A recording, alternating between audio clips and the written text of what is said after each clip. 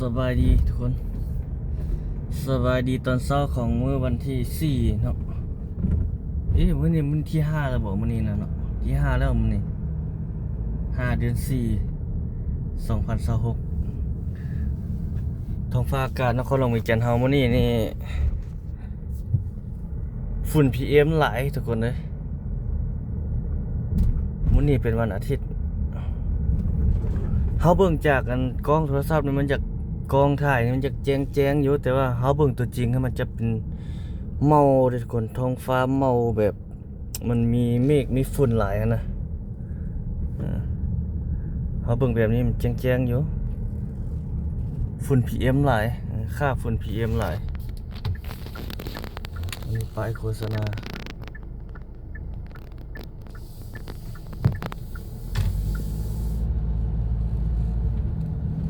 เบิ่งเมา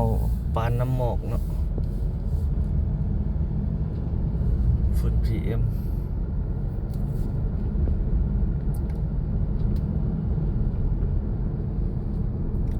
ต้นคูนนี่งามเลยเพราะว่าอยู่ในช่วงปีใหม่ช่วงบุญงานปีใหม่ละใกล้มาแล้วอีกจากมือก็ฮอดละฤดูกาลดอกคูนบานละยามนี้เหลืองตาม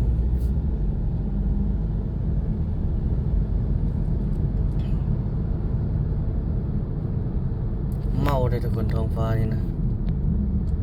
เมาแบบมีฝุ่น PM หลายนะ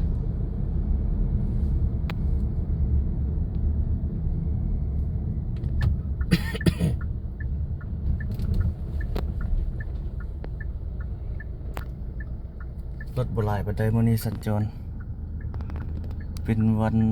อาทิตย์เนาะหลายคนก็พักเวียกพักการโอ้ต้นไม้นี่งาม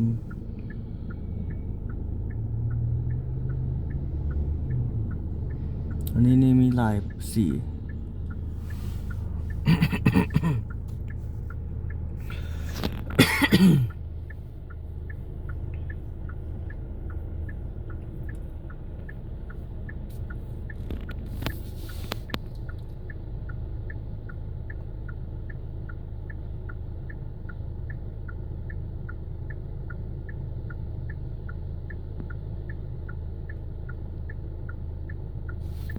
บรรยากาศทุกคน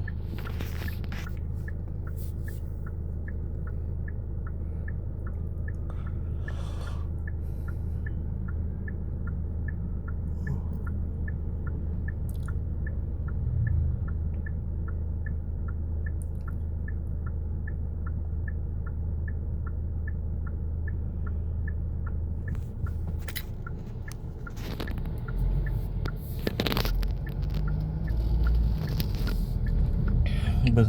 ท้องมัวแบบนี้เอาแบบมันมีนะฝุ่น PM หลายนะ เบิ่งหนทางทุกคนเห็นบ่สังเกตเบิ่งจะมีเป็นแบบมีละอองฝุ่นมาอย่างประมาณนี้นะค่า PM สูงฝุ่นหลายยามนี้ยามแรงเนาะจุดให้จุดสวนจุดป่าจุดภูไปคงจักโครงงานอีกมันก็เลยหลายแบบนี้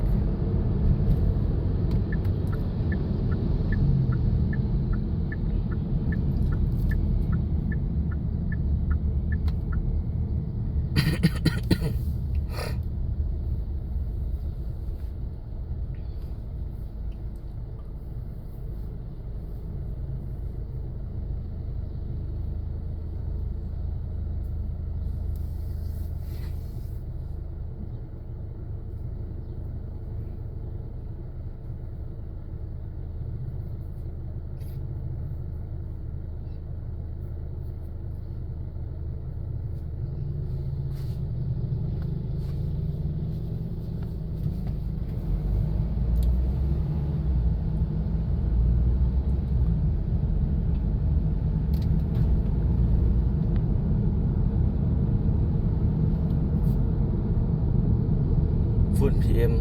โคตรหลายเลยโอ้รถขนาดไปนะครับ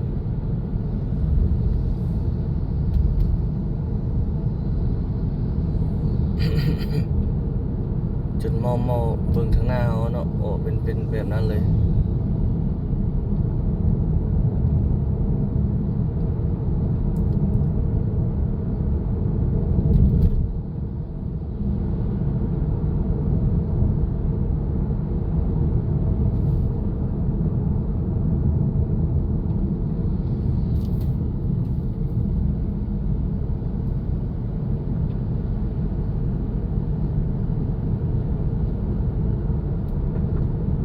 เอาคลิปนี้ประมาณนี้เนาะทุกคนขอบใจทุกท่านที่รับชมคลิปของเราทุกคน